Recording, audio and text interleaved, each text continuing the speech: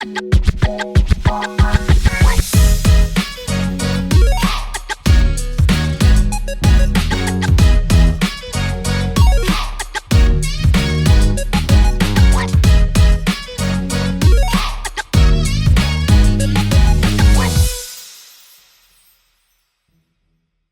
tout le monde, c'est Clem Coco. On se retrouve pour une toute nouvelle vidéo qui aura pour thème le top 28 des First Boot. En effet, voilà, j'en ai un petit peu marre de parler des meilleurs candidats, de mes candidats préférés. Je voulais parler un peu de ceux qui sont dans l'ombre, les candidats complètement oubliés, les candidats qui sont partis très vite dans l'aventure et en effet, les candidats qui sont partis en premier, que ce soit les saisons classiques ou les All-Stars. C'est vrai que dans leur saison où ils sont partis en premier, ce qui est normal, on n'a pas beaucoup parlé d'eux. Et donc, je voulais un peu mettre en avant ces aventuriers qu'on oublie beaucoup, même dans les All-Stars, même si dans les All-Stars, des fois, les First Boot, c'est des candidats très connus. Je voulais quand même les mettre en avant parce que même si ils ont loupé la première marche de l'aventure, ils font quand même partie de chaque édition. Donc, voilà. Aujourd'hui, j'avais envie de mettre en avant ces candidats un peu oubliés. J'en avais un petit peu marre de parler tout le temps des mêmes candidats, que ce soit mes préférés ou alors les préférés des gens ou les plus forts, etc. Donc, en tout cas, cette semaine, vous le remarquez, il n'y aura pas de nouvel épisode de Koh-Lanta Seconde Chance. Ça sera la semaine prochaine. Je sais que certains d'entre vous sont impatients de savoir ce qui se passe après l'élimination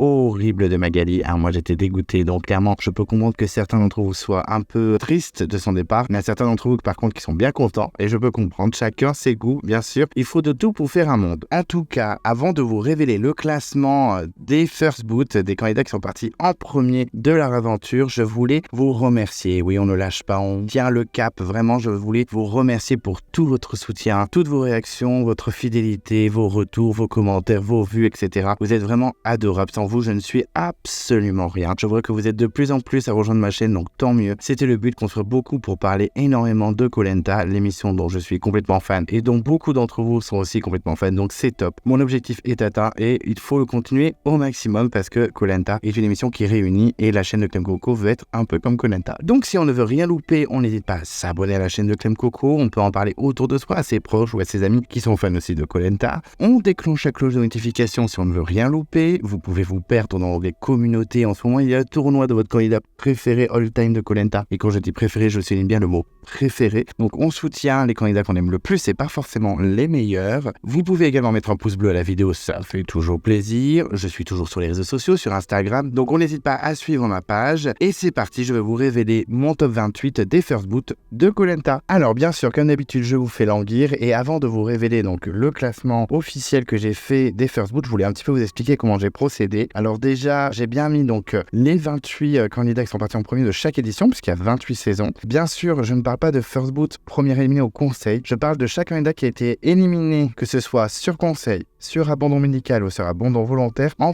premier de l'édition. Le but, c'est vraiment de parler de la première personne qui a quitté l'aventure, que ce soit en conseil ou en abandon. Par contre, je me suis mis un petit peu des règles, c'est-à-dire que les abandons volontaires, ne vous attendez pas à ce qu'ils soient super hauts. Pour moi, abandon volontaire, c'est vraiment un gâchis, c'est vraiment un scandale. Donc, ils sont au bottom du classement. Ne soyez pas surpris si vous ne voyez pas des candidats qui ont abandonné volontairement en haut du classement. Ça veut dire qu'ils n'étaient pas prêts pour l'aventure. Mentalement, ils n'ont pas tenu. Donc, forcément, je ne les mettrai pas dans les premiers. Ensuite, ce ne sont que des suppositions que j'ai fait dans mon classement. Des candidats qu'on ne connaît pas trop, qui sont partis dès la première semaine, on ne peut pas imaginer ce qu'ils auraient pu faire. Donc c'est que des suppositions, c'est ultra subjectif. C'est vraiment ce que je pense moi et pas forcément ce que pense l'avis général et c'est pas du tout rempli d'objectivité mon classement. Donc en tout cas, ne soyez pas surpris par ce classement qui est ultra subjectif. C'est que des suppositions. Souvent, je prends l'exemple de Lisa de Raja Ampat où tout le monde dit ouais, elle aurait pu faire plein de trucs et tout. C'est pas faux. Clairement, elle aurait pu faire de belles choses, mais on ne sait pas trop. Il y a souvent Erosia qui me sort, c'est comme Lucie qui est arrivée au deuxième épisode de l'aventure. Tout le monde dit que c'est une candidate hyper surcotée, etc. Imaginons que si elle avait été éliminée dès le conseil suivant et qu'elle n'aurait pas eu le temps de montrer ce qu'elle pouvait faire, eh bien on se serait dit ouais, elle aurait fait un truc de malade alors qu'en fait elle a rien fait de spécial. Donc c'est que des suppositions. Vraiment, faut pas s'enflammer. C'est vraiment ce que je peux suggérer en disant elle aurait pu faire des trucs sympas, mais avec des si on peut refaire le monde. Donc vraiment, c'est que mon avis à moi. Ne me dites pas mais oui, mais t'en sais rien, ça se trouve elle aurait rien fait. Peut-être, c'est vrai, mais j'avais pressenti personnellement, moi, dans mon cœur et dans ma tête, un léger potentiel en me disant peut-être qu'elle aurait tout cassé ou pas, on ne sait pas. Mais en tout cas, c'est ultra subjectif, donc venez pas me dire dans les commentaires, mais oui, mais t'en sais rien, pourquoi tu supposes ça? C'est vraiment que des suppositions, c'est que de la subjectivité. J'essaie d'imaginer ce qui aurait pu se passer. En tout cas, j'essaie de saisir le potentiel de chaque candidat qui est parti en premier de son aventure. Et donc, c'est parti, on commence par le 28e, et ça va pas vous surprendre puisqu'il s'agit de Joël de Koh-Lanta Palao,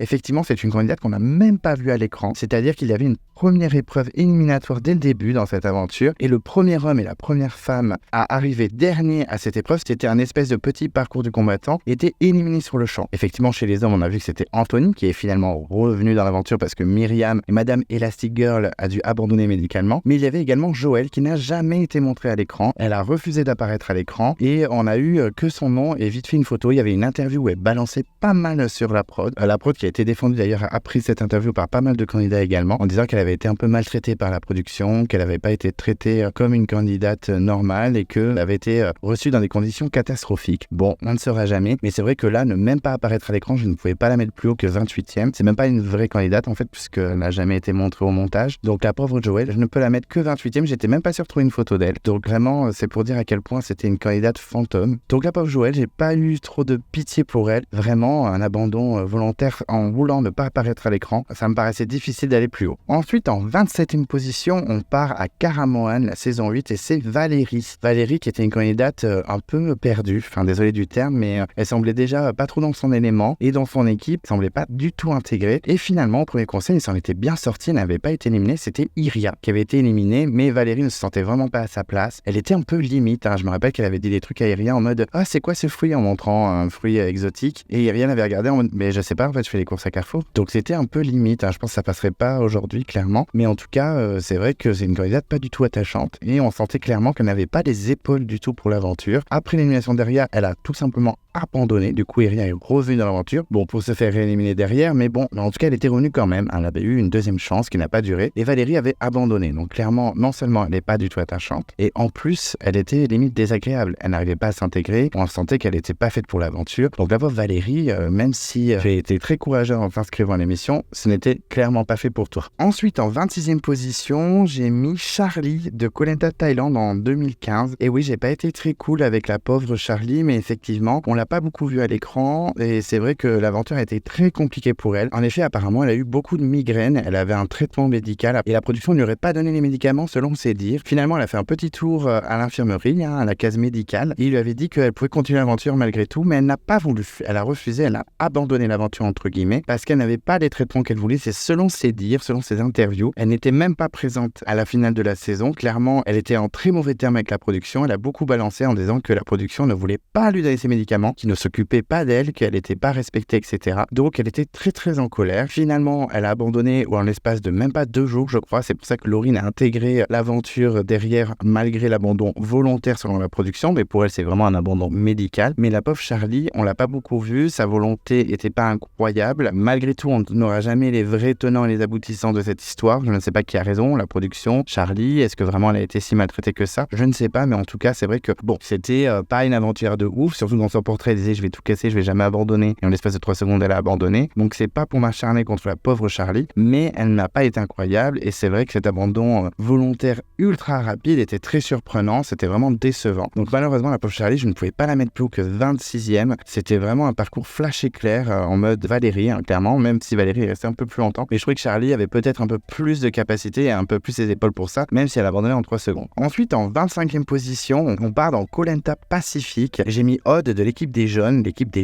Effectivement, l'équipe avait perdu la première épreuve d'immunité et on sentait que ça allait être Mathieu qui allait être éliminé, qui semblait être le plus faible, qui avait carrément abandonné l'épreuve. Clairement, c'était un candidat vraiment éliminable rapidement. C'était un joker, il faut pas se mentir. Mais très vite arrivé au camp avant le conseil, Odd dit à tous ses camarades de voter contre elle, que c'est bon, elle avait vécu ce qu'elle avait à vivre dans sa vie, qu'elle était un peu plus âgée, qu'elle avait déjà vécu plein d'aventures, donc elle n'était pas obligée de rester, qu'il pouvait l'éliminer assez facilement, il n'y avait aucun souci. Et effectivement, au conseil, Denis était un peu abasourdi de voir qu'elle lâchait un peu l'affaire. Elle disait non, je lâche pas l'affaire, c'est juste que voilà, eux, ils ont plein de trucs à vivre, moi non, éliminez-moi. Donc tous les candidats étaient bien contents, ils ont tous éliminé Odd qui est parti et ciao bisous. Et après son départ, le conseil n'était pas terminé parce que Denis et la production ont considéré ça comme un abandon volontaire, ce que je considère aussi de mon côté comme un abandon volontaire. Et donc, il y a eu un deuxième vote derrière avec l'élimination sans surprise de Mathieu, qui était clairement le joker de l'équipe. Simone n'avait pas autant dit éliminez-moi. Je ne sais pas s'il serait resté. Effectivement, ça aurait été peut-être un peu serré, mais il ne serait peut-être pas resté. Et Odd a été remplacé par une Caroline qui était un peu une candidate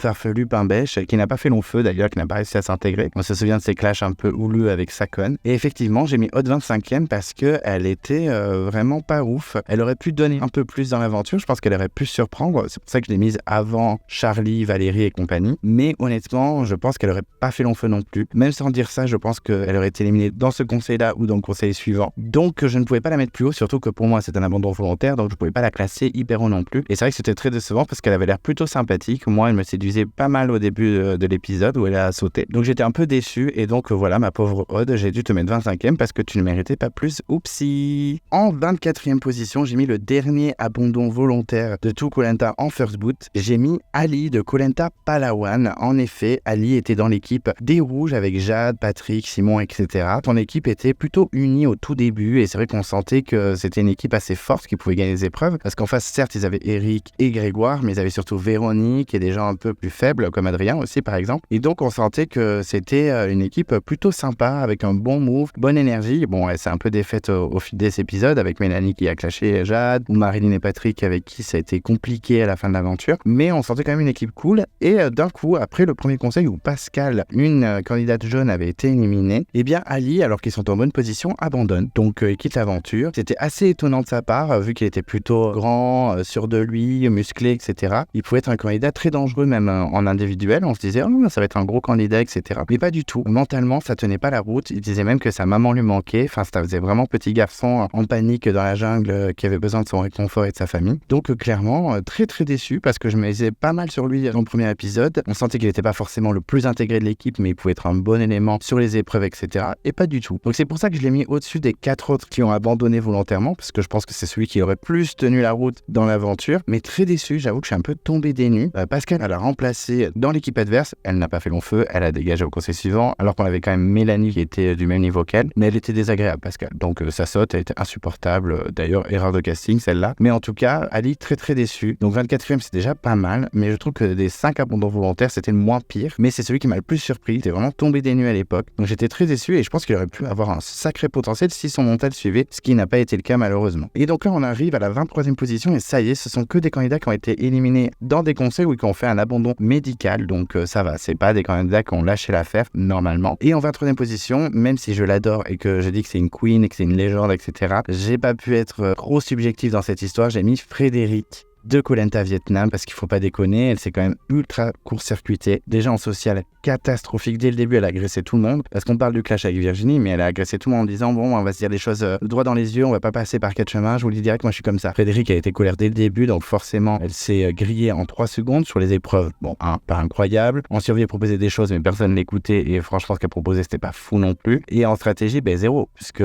tu te court-circuites en 3 secondes. Donc vraiment catastrophique. Je me rappelle avant qu'on connaisse maintenant un peu son caractère, parce qu'après elle a fait pas mal de télé-réalité. J'avoue que j'ai suivi certaines de ses saisons dans Les Anges, etc. Pas à fond à 100%, mais j'ai vu pas mal de vidéos rigolotes, comme par exemple quand elle se clash avec la Belge de Secret Story et qu'elle lui sort tu commences à me gonfler avec ton habit de panthère. Alors j'avoue, j'avais trouvé ça très rigolo, donc pour moi c'est devenu une personnalité de la télé-réalité assez culte, c'est très rigolote. Moi je l'aime bien, la Frédéric, mais j'avoue qu'à l'époque où j'ai regardé Koh Lanta Vietnam lors de la diffusion en 2010, j'avais été choqué par son comportement et j'avais qu'un truc, c'est qu'elle dégage et elle méritait vraiment de sortir. Enfin, je veux dire, faut pas déconner, c'est une grosse catastrophe, c'est un big fail cette Frédéric. Je l'aime beaucoup, elle est culte, vraiment, ça me ferait taper des barres de la rencontrer, etc. Mais honnêtement, là, dans son Koh Lanta, catastrophique, un bon force boot comme il faut, clairement ça se voyait dès son portrait qu'elle est sortie rapidement. Donc 23e, je trouve que c'est déjà bien surpayé sur 28 parce qu'honnêtement, elle a été catastrophique sur tous les points et sur toutes les facettes d'un aventurier de Koh Lanta. Ensuite, en 22e position, on part dans Koh Lanta, l'île au trésor, j'ai mis Myriam. Alors je l'ai mis un peu là parce que c'est une place bâtarde, parce qu'honnêtement, elle n'a rien provoqué chez moi. J'ai très peu de souvenirs d'elle, même de sa tête. Aucun souvenir, elle ne m'a pas marqué. Je sais qu'elle était dans l'équipe de Benoît, Candice et compagnie, et que ça se joue entre elle et Sophie, et que Sophie a été sauvée parce qu'elle avait fait une énorme performance sur l'épreuve d'immunité, je crois, ou de confort. Elle avait été assez incroyable. C'était assez logique qu'ils sortent Myriam. Sophie est sortie derrière à cause de son comportement et de son caractère, ce qui n'est pas non plus surprenant. Mais Myriam, voilà, assez transparente, elle m'a pas marqué du tout. Je pense qu'elle n'aurait pas été intéressante pour la suite, que ce soit socialement ou même dans les épreuves, parce que socialement, elle s'entendait avec quasiment personne. Je crois que la seule personne avec qui elle s'entendait, c'est Sophie. Elles auraient monter l'une contre l'autre parce qu'elle savait que ça se jouait entre les deux. Et stratégiquement et sur les épreuves, on n'a quasiment rien vu. Alors certes, on n'a pas eu le temps, mais en tout cas, il n'y avait rien qui me donnait envie de la connaître un peu plus. Donc c'est pour ça que je l'ai mis 22e, mais vraiment, j'ai rien contre elle. J'ai juste trouvé complètement transparente et on a des first boots qui ont été beaucoup plus marquants. Et je pense honnêtement, dans la suite de l'aventure, si elle avait passé le premier conseil, elle aurait pas fait long feu quand même et elle n'aurait pas marqué du tout l'aventure. Donc désolé Myriam, mais pour moi, t'as bien le nom de First Boot complètement oubliable. Ça me fait chier un peu de parler d'elle comme ça parce qu'elle avait l'air très gentille, mais moi elle m'a pas intéressé et en plus je pense qu'elle aurait rien donné pour la suite. Ensuite, en 21e position, j'ai mis une candidate très ancienne. Effectivement, j'ai mis Marie de Koh Lanta, la toute première saison, Les Aventuriers de Koh Lanta. Effectivement, la pauvre petite Marie,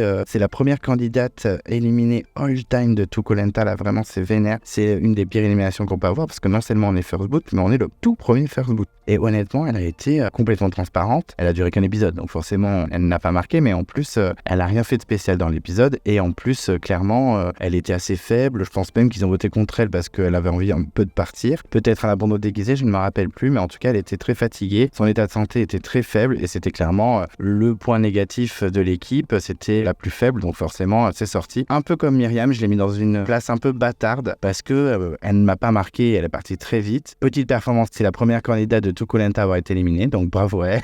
Mais honnêtement, oui, c'était sûr qu'elle allait vite sortir. Elle était fatiguée rapidement. Elle n'a jamais été très impressionnante, même si c'était qu'un seul épisode. Désolé Marie, mais je ne pouvais pas te mettre plus haut. C'est déjà pas mal. T'es 21e. T'es même pas dans le top 3 des pires. Donc chapeau à toi quand même. Honnêtement, elle a pas donné grand chose et personne s'en rappelle. Même moi, j'ai un peu du mal à me rappeler son visage. Ensuite, en 20e position, on part à Johor et j'ai mis Babette. Babette qui avait l'air bien sympathique, il n'y avait pas de problème, mais clairement, je pense que même si elle avait passé le premier conseil, elle ne serait pas allée beaucoup plus loin. C'est pas une candidate super attachante non plus. Elle avait l'air très sympa, hein, très gentille, mais on sentait que c'était une bonne vivante, pas une grosse guerrière. Après, peut-être qu'elle aurait tout cassé, mais j'ai des doutes. Parce que par exemple, elle était très amie avec Isabelle, elles avaient même voté ensemble contre Marc, il me semble. Les meufs, elles votent contre Marc des premiers conseils, elles rigolent zéro par contre. Je pense qu'elle aurait donné beaucoup moins qu'Isabelle. D'ailleurs, je trouve qu'Isabelle est partie un peu trop tôt. Je sais qu'il n'y a pas beaucoup de gens qui l'aiment, mais je pense qu'elle aurait pu donner des trucs très intéressants en réunification. Bon, elle avait un social un peu dégueulasse, mais en tout cas, je pense qu'elle aurait été intéressante. Mais Babette, pas du tout. Voilà, pas très intéressante. En épreuve, elle était un peu nulle. Je me rappelle qu'il y avait une épreuve aquatique, il me semble que c'était les pierres englouties. Et Alban, il avait pété un câble contre elle parce qu'elle n'était pas assez rapide, etc. Donc vraiment, pas très intéressante sportivement. Socialement,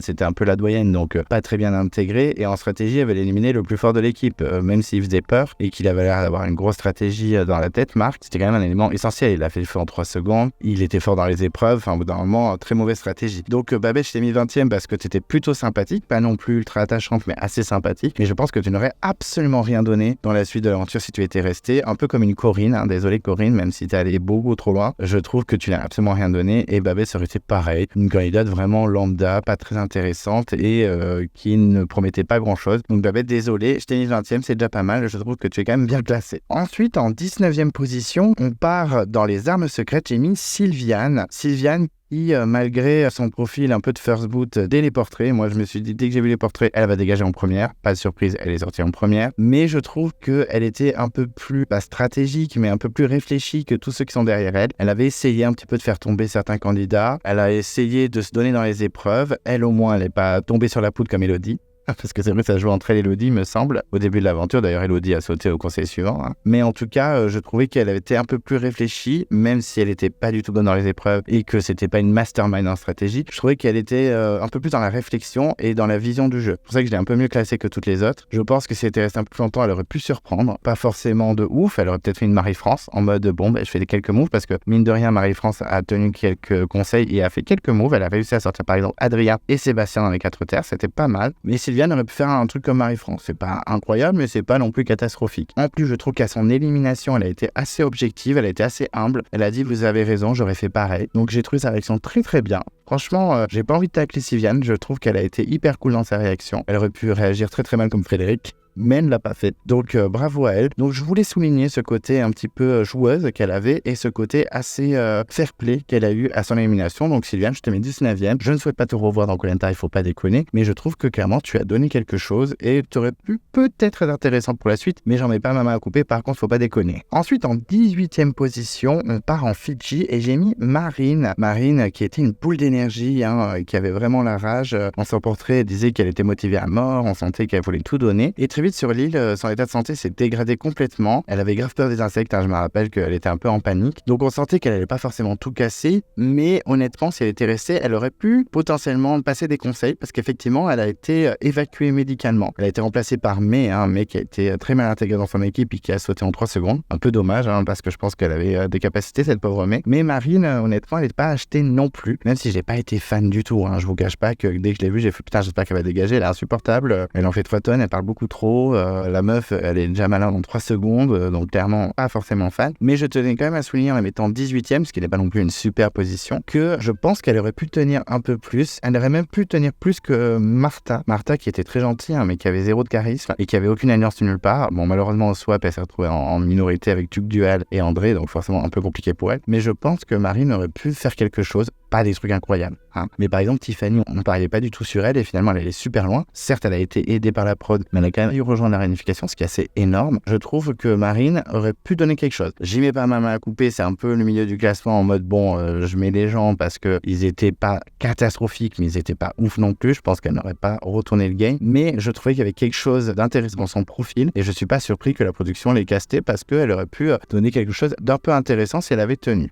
Ensuite, pour la 17e position, on part en Malaisie. Effectivement, j'ai mis Mélanie qui était dans l'équipe des jaunes avec Namadia, Sarah, Marilou, etc. Elle était boulangère. À l'époque, je venais juste de quitter un métier où j'étais boulanger aussi, donc c'était rigolo. Et je la trouvais plutôt sympathique, plutôt souriante, etc. Et je me dis pourquoi pas, ça peut être intéressant pour la suite. Ça se trouve, elle va bien s'entendre avec les filles, elle va faire un bon social et être assez intéressante. Et pas du tout. Finalement, elle a eu beaucoup de mal sur l'épreuve. Je me souviens qu'à un moment, limite, elle s'évanouit dans l'épreuve. Limite, elle tourne de l'œil et elle est sur le sol et que Namadia lui hurle dessus en mode lève-toi. Alors déjà Namadia, tu t'aimes. Ça m'avait un peu choqué, je me rappelle à l'époque, faudrait que je revoie cette saison parce que je l'ai vu qu'une fois. Mais j'avais trouvé ça un peu hardcore, mais en même temps, dès la première épreuve, elle s'effondre déjà. Pour moi, elle s'était grillée. Pourtant, elle aurait pu faire des stratégies féminines contre Michael en rejoignant par exemple Myriam ou d'autres personnes comme Thierry ou même Sarah. Ça aurait pu être intéressant. Et finalement, non, elle s'est un peu laissée faire, elle s'est pas trop battue. Je la mets un peu dans le même sac que Sylviane et Marine. Je pense qu'elle aurait pu faire des choses intéressantes et surprendre, mais son manque de volonté n'a pas aidé. Elle s'est grillée assez vite sur l'épreuve, donc malheureusement je ne pouvais pas la mettre plus haut. C'est déjà pas mal, elle est quand même 17e. Je trouve que pour une nana qui a vraiment rien donné en stratégie et même aux épreuves, c'est déjà ultra correct. Donc écoutez, ma petite Mélanie, je pense que tu ne reviendras jamais et c'est pas plus mal, mais c'est vrai qu'on t'a un peu coupé l'herbe sous le pied et peut-être que tu aurais pu donner des trucs intéressants si tu avais été un peu plus stratège, Mélanie aussi. Il fallait un peu plus se donner, madame. Ensuite, en 16e position, j'ai mis Alexandra de Bocas del Toro. Alors la pauvre Alexandra qui a été malmenée, c'est vraiment pour lui rendre justice que j'essaie de pas trop mal la placer. Effectivement, je trouve que son équipe a été extrêmement dure avec elle. Je la trouvais pas beaucoup plus faible physiquement qu'une Linda ou qu'une Sylvie. J'ai trouvé que l'équipe avait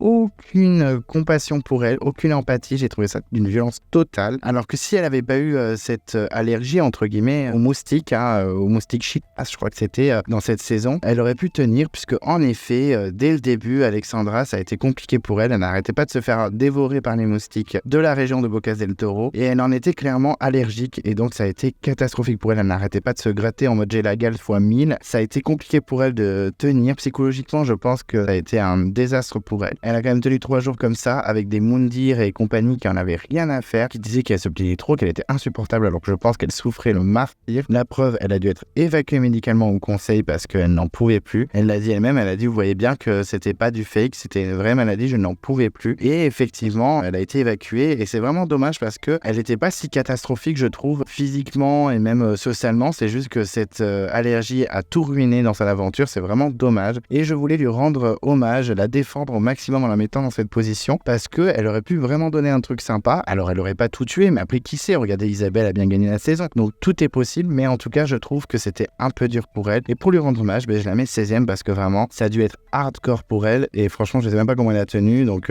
vraiment elle a eu du courage et je trouve ça un peu dur de la part de ses camarades. Donc Alexandra, je te soutiens, team Alexandra. Ensuite en 15e position, on va faire le premier All-Star, ça y est on y arrive. Et j'ai mis Amel du Retour des Héros. Alors ça me fend le cœur de la mettre aussi bas dans le classement, mais clairement, comme je l'ai dit dans ma tier list du Retour des Héros que j'ai fait il y a 2-3 semaines, c'était un big fail. Clairement, ça a été compliqué pour elle. Il y a eu une épreuve en binôme, un peu parcours du combattant. Elle était avec Romuald, ça a été une catastrophe. Elle a essayé de battre Christelle dans la finale fille et finalement, elle s'est fait massacrer, on va pas se mentir. Christelle a un niveau physique beaucoup plus fort qu'Amel. Et elle n'a même pas été choisie ensuite par ses camarades pour continuer l'aventure. Donc, gros big fail dans ce Koh-Lanta. Et effectivement, j'avoue qu'à l'époque, même à l'époque, j'avais pas compris pourquoi elle avait accepté de revenir dans Koh Lanta, étant donné qu'elle avait déjà gagné sa saison. Et je dis pas que c'est un hasard comme elle avait peur qu'on le croit, mais c'était quand même avec pas mal de chance qu'elle a remporté sa saison, parce qu'elle avait un très très bon social, donc les gens l'aimaient beaucoup, mais surtout aussi parce qu'elle n'était pas menaçante sur les épreuves, et Nicolas l'avait un petit peu embarqué dans le carré final en se disant bon, je serai tranquille, elle va perdre les épreuves et je pourrai finir ma finale face à Bernard ou Marianne et je gagnerai. Mais finalement, Amel a été très surprenante en finale, puisque c'était un questionnaire, donc pas une épreuve physique, et ensuite c'était les poteaux, et vu qu'elle était toute mince et elle était très bonne en statique, et bien effectivement, elle a remporté l'épreuve, elle a remporté la saison. Donc je trouve que c'est déjà assez énorme pour une candidate un peu outsider, underdog comme Amel d'avoir remporté sa saison, c'était assez incroyable, surtout contre Nicolas, un des candidats les plus respectés de tout Koh Lanta, même s'il est grave stratège. Donc je suis vraiment très content pour elle qu'elle ait gagné, mais retenter sa chance, remettre son titre en jeu contre de potentiels gros candidats, je trouve ça un petit peu dangereux, étant donné que tu as déjà l'étiquette gagnant sur le front, donc une grosse cible, et qu'en plus physiquement tu es clairement en dessous. Donc voilà, j'ai trouvé ça un peu perdu qu'elle participe à cette saison, même si je l'aime beaucoup et c'est une de mes candidates préférées, mais clairement le parcours que tu as eu dans le retour des héros, c'était à l'image de ta décision de faire cette saison. Clairement pour moi c'était une grosse erreur et ça a été un big fail, je pouvais pas la mettre plus haut, c'est quand même une aventurière assez incroyable, donc je pouvais pas la mettre plus bas non plus, mais je pense que c'est un parcours assez chaotique. Après, si elle avait tenu comme par exemple Catherine, elle a tenu,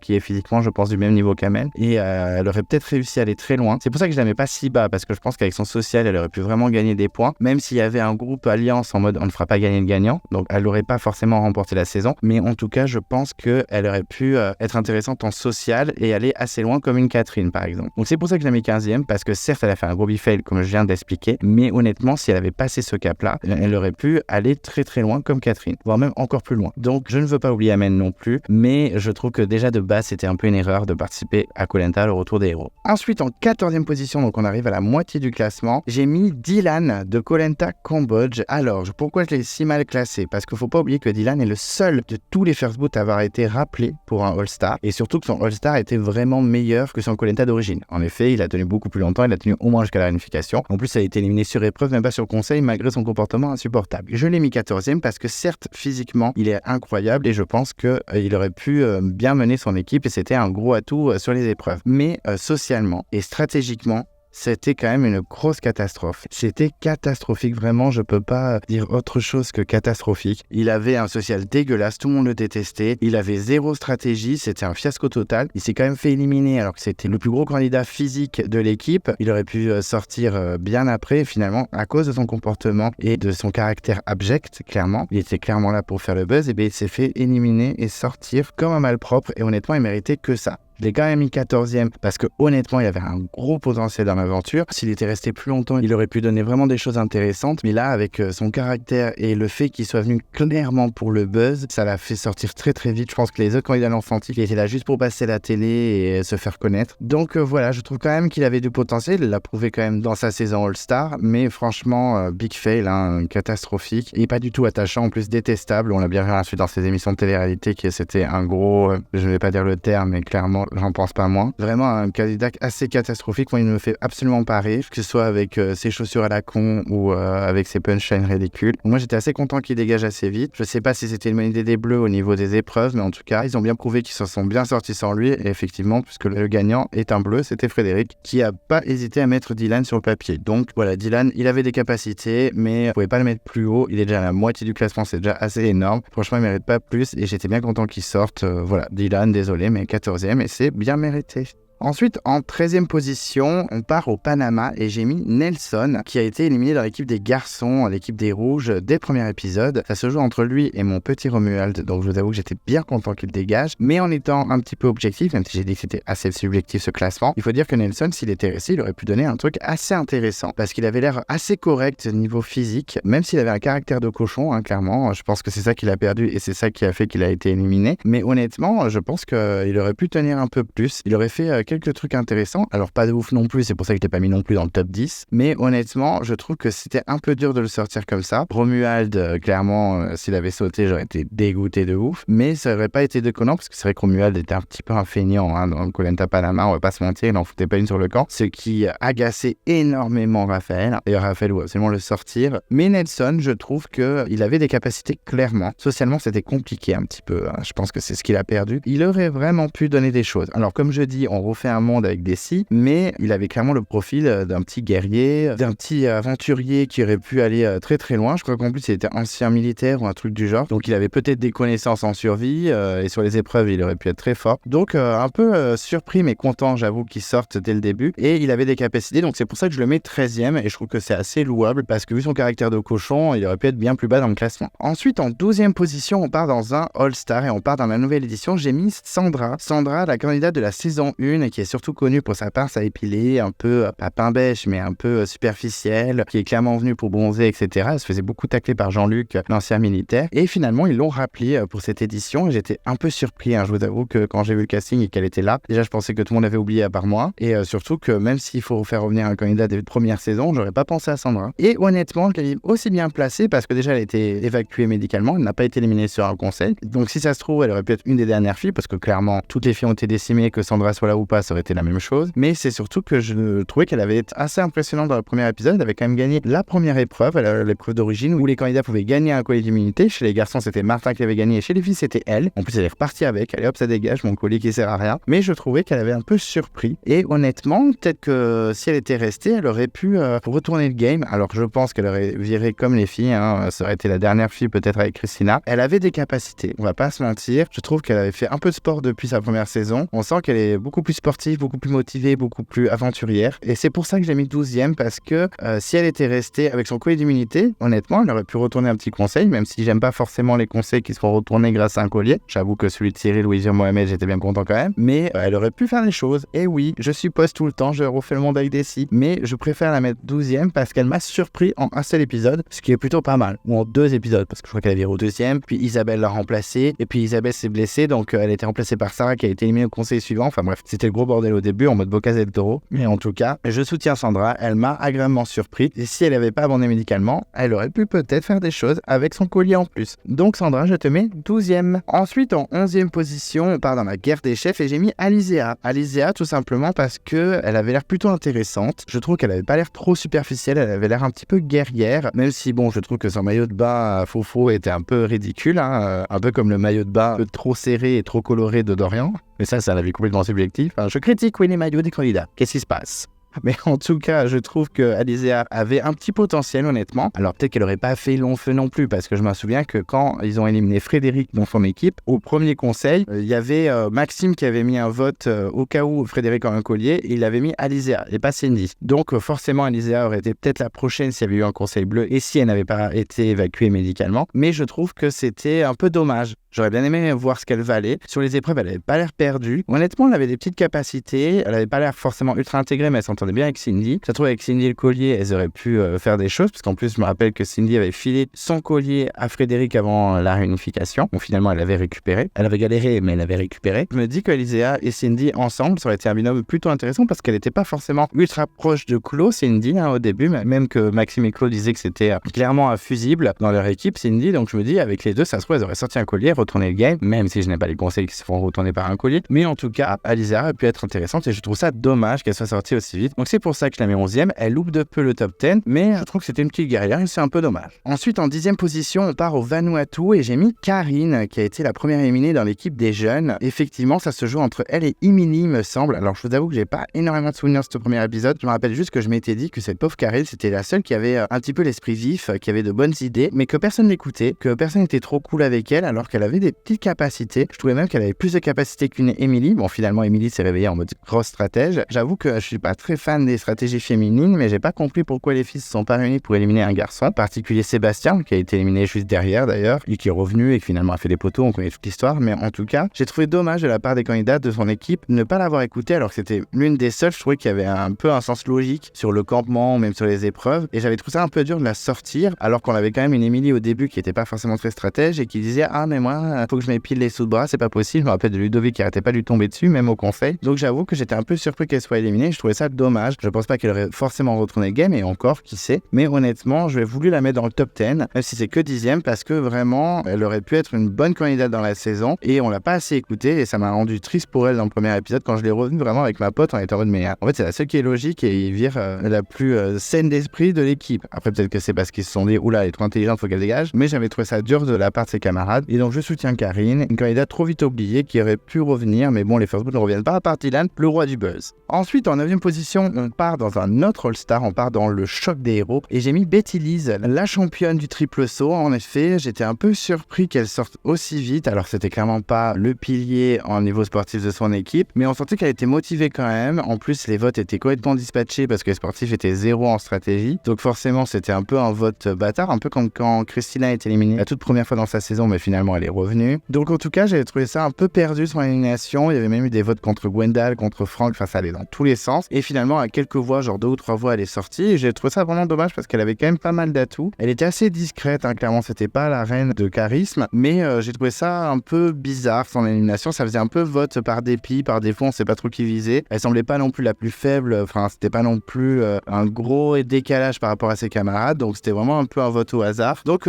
très décevant, j'aurais bien aimé voir ce qu'elle valait un peu plus loin. Alors clairement les sportifs n'ont pas été impressionnants, c'était surtout les épreuves, parce qu'en stratégie et en survie ils étaient pas ouf, à part peut-être Gwendal en survie. Un peu dommage, donc pour le rendre un peu hommage à la petite Betty, je l'ai mis 9e parce qu'elle aurait pu donner de belles choses et peut-être être un peu plus stratégique que les autres, qui sait, on ne saura jamais. Mais c'est un peu triste, donc je voulais vraiment la mettre 9e pour qu'on l'oublie pas, la pauvre Betty Lise, et elle aurait peut-être plus donné que certains candidats, comme Franck par exemple. Je comprends pas pourquoi ils n'avaient pas éliminé Franck dès le premier tour, parce qu'on a l'impression qu'il était pas motivé dès le début. Donc c'est un peu dommage et j'étais un peu déçu à sa élimination, j'aurais bien aimé qu'elle reste un peu plus longtemps. Ensuite, en 8e position, j'ai mis François de Koh Lanta les 4 terres. Alors c'est vrai que c'est un peu surprenant qu'il soit aussi haut, il y en a pas mal d'entre eux qui vont me dire mais c'est une blague. Le mec, c'est carrément un crack, il a pété un plomb, c'est un clown, c'est un gros fail et tout, mais je suis pas si d'accord que ça. Alors déjà, pour vous dire, je ne l'apprécie pas du tout, François. Moi, quand je l'ai vu dans les portraits, je me dis oh là là. Et finalement, en fait, j'ai été un peu surpris, pas par sa personnalité, parce que clairement, il était complètement perdu. Faut pas oublier quand même qu'il y a eu le drama du slip, où il avait perdu son slip, il avait pleuré dans l'eau parce qu'il avait perdu son slip, où sa famille lui manquait, enfin bref, un carnage. Il a quand même été évacué parce qu'il a sauté de joie après la victoire de son équipe, alors qu'il était même pas dans l'épreuve, et il s'est blessé en sautant, il a été évacué, donc vraiment une sortie catastrophique, en mode Valentin qui se brûlait pour un plat de frites, donc vraiment une sortie catastrophique. Mais si je l'ai placé aussi haut, c'est parce qu'on a vu la réaction de son équipe à son élimination. Vraiment, ils étaient tous en pleurs, ils étaient en mode drama total, que ce soit Diane, Jody, Brice ou même Dorian, c'était vraiment catastrophique quand il a été éliminé. Ils étaient vraiment tristes, ce qui prouve qu'il avait un social assez incroyable. Donc honnêtement, il n'était pas du tout menacé dans son équipe. Je pense qu'il serait allé rapidement dans la réunification et il aurait pu vraiment avancer rapidement dans l'aventure et aller très très loin. Donc juste pour ça, je le mets 8e. Je sais que c'est très très haut, pourtant je l'apprécie pas du tout. Mais quand on regarde vraiment l'épisode où il part, on voit son équipe complètement déconfite. Un peu comme quand Pauline dans le Totem Maudit est éliminée, tout le monde était en larmes, donc en mode elle a un social de ouf, elle aurait pu aller dans le carré. Mais François c'est pareil, il aurait pu aller hyper loin dans l'aventure. Je pense qu'en épreuve il aurait été nul et en survie aussi. Mais avec son social de malade, enfin vraiment tous les candidats étaient décomposés. Je pense qu'il y aurait eu conseil, il sortait pas forcément tout de suite. Donc chapeau à lui. Et quand j'ai vu cette réaction des candidats, j'étais limite un peu déçu qu'ils partent sur une blessure complètement conne en plus. Petit François, honnêtement, je te place super bien parce qu'avec un social aussi fort, tu aurais pu aller très très loin. Donc c'est surprenant, je sais, pourtant je l'apprécie pas du tout, mais moi je me surprends à le classer aussi bien. Mais franchement, la bif est pas le moine et François le prouve bien dans sa saison Les 4 terres. Ensuite, en 7e position, nous partons dans un nouveau All-Star dans la revanche des héros. J'ai mis Fabienne. En effet, Fabienne a été éliminée dès la première épreuve de l'aventure. C'était une épreuve mort subite. C'était, il me semble, soit l'étoile, soit loco à la dorsale, je ne sais plus. Si vous voulez le préciser dans les commentaires, n'hésitez pas, je ne me rappelle plus, mais c'était une épreuve statique comme celle-là. Et effectivement, elle n'avait pas tenu trop longtemps, elle était tombée la première, donc éliminée d'office de l'aventure. C'est vraiment dommage, parce qu'en plus, elle était dans l'équipe, il me semble, de Claude, Kumba, Patrick, etc. Elle aurait pu faire une belle stratégie avec Guénaël, Nicolas et potentiellement Marine et retourner un peu le game. Donc c'est dommage qu'elle ait été sortie sur cette épreuve, parce qu'elle aurait pu être intéressante. Moi, Fabienne, c'est une candidate que j'adore, que je trouve assez exceptionnelle, donc j'étais un peu déçu qu'elle parte comme ça aussi vite. Elle avait un social de malade, elle avait vraiment un bon mental et honnêtement, elle aurait pu faire de belles choses dans cette aventure. Vraiment une belle association, je pense, avec Guénaël, Nicolas et Marine. Alors, il aurait peut-être pas fait le poids face à tout le monde, mais ils auraient pu convaincre par exemple Théoura d'éliminer Patrick, par exemple, qui était potentiellement le plus faible de l'équipe. Donc, un peu déçu. C'est une candidate que j'adore, donc je pouvais pas la placer plus bas. Je vous avais dit que c'était un peu subjectif. Et honnêtement, Fabienne, je l'ai adorée et j'étais très déçu de ce parcours. Elle méritait vraiment mieux et j'avais adoré son parcours dans Palao et je trouve ça dommage. arbitrage. Et même si elle n'avait pas d'alliance pré-game, etc., elle aurait pu se prendre comme une mode ou une Guénaëlle, donc un peu triste. Et j'espère Fabienne la revoir, qui sait, on sait jamais, je ne sais pas si elle est pas trop âgée, j'en sais rien, mais en tout cas, Fabienne, dans mon cœur, donc 7ème du classement. Ensuite, en 6ème position, on part dans le totem maudit et j'ai mis Lily. Lily, la prof qui a été sacrifiée à cause d'une malédiction du totem maudit. Je trouve que cette malédiction était très sévère. Effectivement, son équipe était arrivée 3ème à une épreuve d'immunité et donc avait eu le conseil tout de suite sur le banc de sable, directement, sans discussion, sans pouvoir faire des stratégies avant, rien du tout. Pas de discussion, donc c'est parti. Et c'est vrai qu'ils ont tous voté contre Lily. Et pourquoi ils ont voté contre Lily? Tout simplement parce qu'elle avait le bracelet noir que Yannick avait eu aussi, parce qu'elle est arrivée dernière femme à l'épreuve initiale avec le puzzle. Donc malheureusement, Lily s'était fait sacrifier juste à cause de ça. En plus, je sentais qu'elle était assez motivée en survie et qu'elle discutait pas mal avec François et Nicolas. Donc je m'étais dit, ah, c'est bon, elle va aller un peu loin, elle a l'air plutôt sympa, fraîche, énergique, solaire, un peu comme j'aime. Et elle s'est fait sacrifier et je trouve ça horrible. Cette règle était vraiment trop violente. On n'a pas pu voir ce que valait Lily et c'est vraiment dommage parce que je pense qu'elle avait été intéressante. Elle avait l'air d'avoir un social vraiment stylé, un aspect de la survie plutôt cool et sur les épreuves pas catastrophiques, je pense, en tout cas moins que Pauline. Et je la trouvais beaucoup plus intéressante que Pauline, même si Pauline avait un social incroyable et qu'elle est sous-cotée, je suis d'accord. Mais Lily, c'est vraiment dommage, je voulais vraiment la soutenir. 6ème, c'est un peu trop bien placé pour certains, mais pour moi, non. Je trouve que c'est vraiment la position qu'elle mérite. Je trouve qu'elle était assez intéressante et je trouve ça dommage qu'elle soit partie aussi vite. Elle aurait pu faire des belles choses, vraiment. Je dis ça de à peu près la moitié de mon classement, mais c'est vrai. Je me dis que si elle était allée assez loin et qu'elle aurait pu au moins discuter avec les mecs avant le conseil, elle aurait pu tenir. Ils auraient sorti Pauline et dit non, mais c'est pas parce que j'ai un bracelet noir que je dois être une target, s'il vous plaît, sauvez-moi. Elle aurait pu tenter un truc, c'est vraiment dommage. Donc Lily, j'espère qu'on te reverra. J'aimerais bien que la prod la rappelle, ça serait plutôt cool. Donc Lily, dommage, je suis un peu peiné.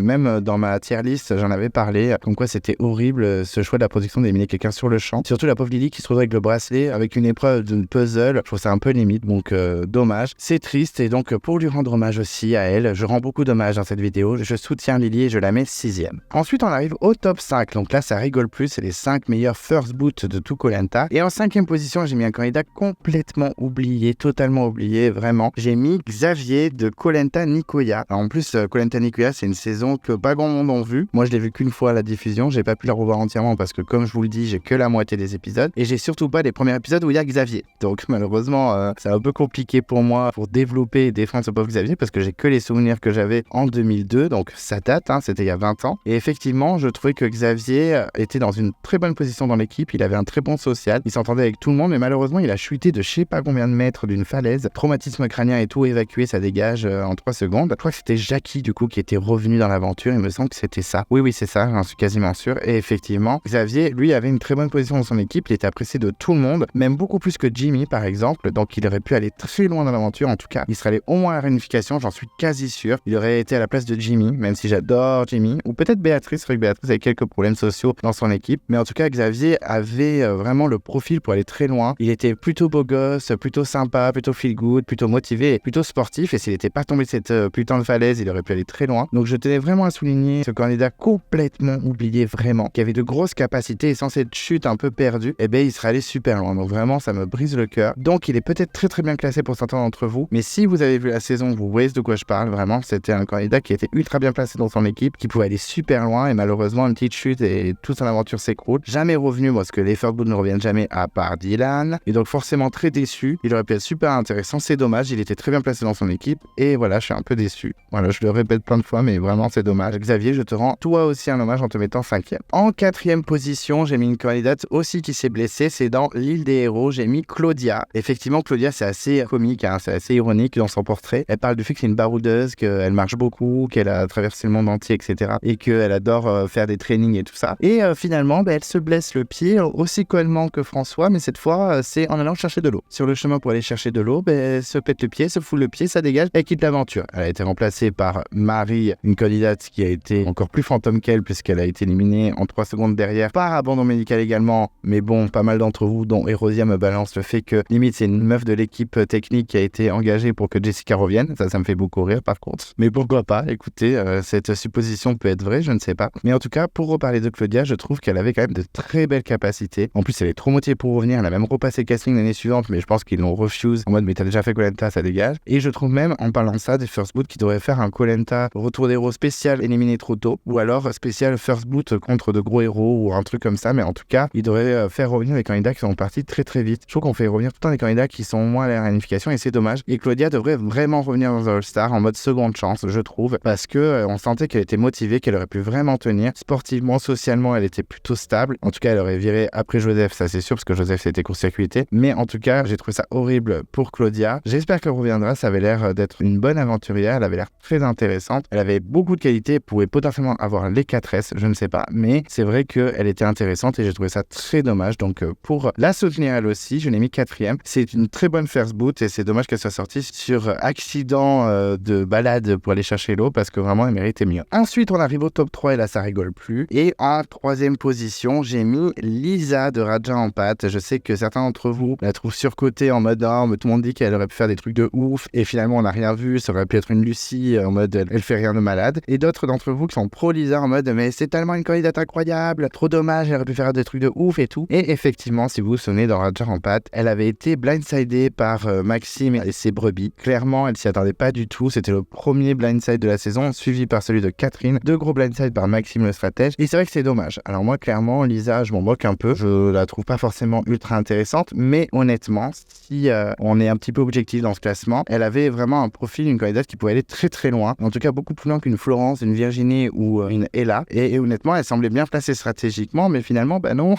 Maxime est passé par là, elle a bien foutu le bordel. Elle a bien manipulé tout le monde. Certains d'entre vous m'ont balancé qu'elle avait un comportement apparemment exécrable et que Laurent la détestait et qu'elle était limite dans ses propos, etc. Alors je ne sais pas, je n'ai pas la preuve, je n'étais pas sur le camp et je ne sais pas si Laurent a témoigné sur ça, j'en sais rien. Mais en tout cas, elle semblait quand même bien placée et elle aurait pu faire de belles choses. Je sais que quand Erosia va découvrir qu'elle est 3e, il va un peu me clasher dans les commentaires en disant non mais c'est une blague, on ne sait pas si elle aurait été folle ou pas, elle n'a pas un profil non plus incroyable. Je suis d'accord, mais vu sa position dans le groupe et son profil assez, pas athlétique, mais de bonne sportive, elle aurait pu vraiment surprendre et j'ai trouvé ça un peu violent, même si c'était assez jouissif ce conseil. Et celui de Catherine aussi. Catherine aurait pu être aussi intéressante, hein. Je parle de Lisa, mais Catherine aussi. Mais elle est 2e dans les éliminations, donc je ne parle pas d'elle dans cette vidéo, en tout cas elle n'est pas dans le classement. Mais Lisa aurait pu être cool et je comprends un petit peu la hype autour d'elle. Je vous jette pas la pierre, je trouve que Lisa aurait pu être intéressante effectivement dans la suite du jeu si elle était restée. Ensuite, en 2e position, on retourne dans un All-Star et c'est le combat des héros et vous le savez très bien que je pouvais pas la mettre trop bas non plus. J'ai mis Chantal de Koh Lanta, le combat des héros. Une aventurière incroyable, une aventurière bien perfide comme on les aime, sportive, stratégique,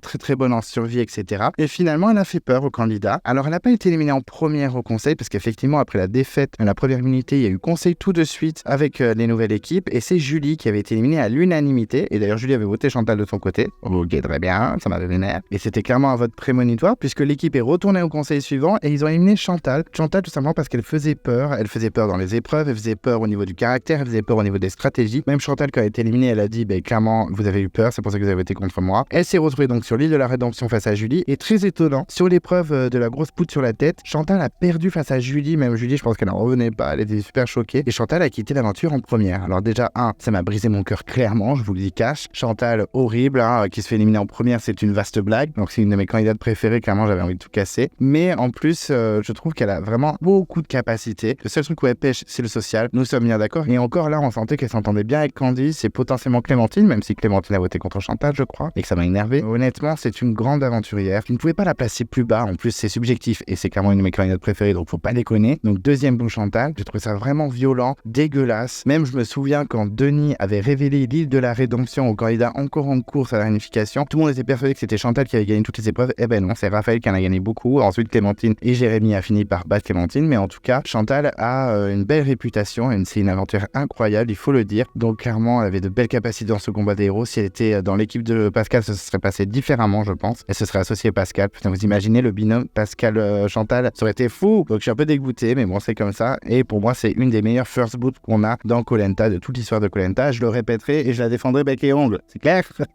Non, je rigole, mais j'adore ma Chantal et vraiment ça va briser mon cœur. Et donc on arrive à la première position et si vous avez bonne mémoire, il y en manque un et c'est Freddy dans Koh Lanta, la légende, parce que c'est clairement un gros gâchis. Je pense que vous êtes beaucoup à penser ça, même moi qui suis pas du tout fan de Freddy, je le pense énormément. Freddy éliminé en 3 secondes dans la légende et ce n'est pas au conseil, effectivement c'est la première épreuve, le parcours du combattant, il se blesse, je crois qu'il s'était pété la clavicule ou un truc comme ça, horrible, il était vraiment blessé à mort, il avait quitté l'aventure, direction de bateau, juste après la première épreuve, il était même pas arrivé sur le camp je crois, un fiasco total, j'étais très déçu, surtout qu'il était très bon dans l'épreuve, il était dans les premiers, même limite premier. premier, je crois. Il avait été remplacé par Loïc que j'aime bien, qui est très gentil, mais qui est moins une légende que Freddy, même si je préfère quand même Loïc à Freddy, mais Freddy méritait vraiment un gros retour, surtout dans la légende. Et j'ai trouvé que c'était un gâchis énorme, et pourtant, vous le savez, je suis pas fan du tout de Freddy. Vraiment, il m'intéresse pas du tout, mais là, j'ai trouvé ça horrible. On sentait qu'il avait la rage, qu'il s'était entraîné de ouf, il était vachement plus carré. Je pense que socialement, il s'était amélioré. Stratégiquement, il pouvait donner des trucs super intéressants. En survie, c'est un ouf. Enfin, vraiment, Freddy, je le sentais chaud pour la légende. Il a failli faire l'île des héros, et finalement, il n'avait pas pu, parce que je crois qu'il devait faire Survivor Australia, et finalement, il n'a pas pu non plus, mais il a été remplacé par Moussa. Enfin bon, il n'était pas revenu dans l'île des héros, et c'est bien dommage. Mais là, il était vraiment vénère. On sentait même qu'il avait de l'humour, parce que Alexandra a commencé à parler à Denis en disant qu'il avait un peu peur et tout ça, et il avait répondu, mais au moins, t'as ta voix. Petit rigolo, Freddy. Franchement, je pense qu'il aurait donné un truc de malade. Donc c'est pour ça que j'ai mis meilleur first boot de tout Koh-Lanta. C'est un gâchis. Les fans, ils étaient au bout de leur vie, ce que je comprends, parce que c'est quand même un gros aventurier. Et franchement, là, je soutiens Freddy à mort. Pourtant, je l'apprécie pas forcément, mais là, je le soutiens et c'est vraiment dommage. C'est un big fail. C'est du gâchis. C'est une grosse déception. Ça a été dramatique, je pense, que pour beaucoup d'entre nous. Donc Freddy, même si j'adore Chantal et que j'aurais adoré la mettre première, c'est Freddy numéro 1. C'était un first boot assez incroyable. Et en plus, sur une blessure à la première épreuve, ça fend le cœur vraiment. Donc Freddy, je ne pouvais que te mettre premier. Et j'espère que tu seras content si tu écoutes les vidéos, parce que d'habitude, je suis pas très gentil avec toi. Et voilà, donc vous connaissez mon top 28 des first boots de Koh-Lanta, le classement de tous les first boots de tout Koh-Lanta. Il y a des surprises, hein, il y a des gens que vous voyez peut-être plus haut, d'autres plus bas, etc. Mais j'ai essayé d'être très subjectif en mettant un petit peu d'objectivité dans ma recette. J'espère que vous n'êtes pas trop déçus, j'espère que vous êtes d'accord avec moi. Et si vous n'êtes pas d'accord avec moi, n'hésitez pas à le dire dans les commentaires, toujours dans le respect et la bienveillance. Mais en tout cas, le but est de partager et d'échanger avec vous. Donc on n'hésite pas à mettre des commentaires et à réagir à ce petit classement. Ça m'a fait plaisir de parler un petit peu des candidats qui virent assez vite, même si pour les All-Stars, c'est souvent des candidats qu'on connaît déjà et qui sont allés très loin, comme Freddy, Chantal, Fabienne, etc. Mais en tout cas, ça m'a fait plaisir de parler de ces candidats un peu oubliés pour certains. C'est vrai que par exemple, Xavier, Marie de la saison 1 ou encore Nelson, personne ne s'en souvient à part les vrais fans durs. Donc n'hésitez pas à fouiller un petit peu les Wikipédia de Koh-Lanta ou à revoir les saisons, parce que vraiment, il y a des candidats qui virent très très vite et ils sont super intéressants. Et j'aimerais vraiment que Koh-Lanta fasse un All-Star spécial partie avant la réunification, partie trop tôt, etc. Voilà, donc j'espère que vous êtes contents de la vidéo. Merci de m'avoir écouté jusqu'au bout. J'espère que c'était pas trop long. Normalement, ça va. Hein. J'ai pas fait trop long cette fois. Je me suis limité. Mais en tout cas, n'hésitez pas à réagir. J'espère que cette vidéo vous a plu et que vous avez passé du bon temps. En tout cas, si vous ne voulez pas louper les prochaines vidéos de Clem Coco, qu'est-ce qu'on fait? On s'abonne à la chaîne. On n'hésite pas à déclencher la cloche de notification pour ne rien louper. Vous pouvez vous perdre dans l'onglet communauté. En ce moment, il y a le tournoi de votre candidat préféré all-time de tout Koh-Lanta. Et quand je dis préféré, je signe bien le mot préféré. On vote pour celui qu'on aime le plus et pas forcément le meilleur. Vous pouvez mettre un pouce bleu à la vidéo. Ça fait toujours plaisir. En tout cas, moi, ça me fait plaisir. Je suis toujours sur les réseaux sociaux, donc n'hésitez pas à me suivre sur Instagram. J'essaie de poster fréquemment. Et d'ici là, je vous dis à très vite et je vous embrasse.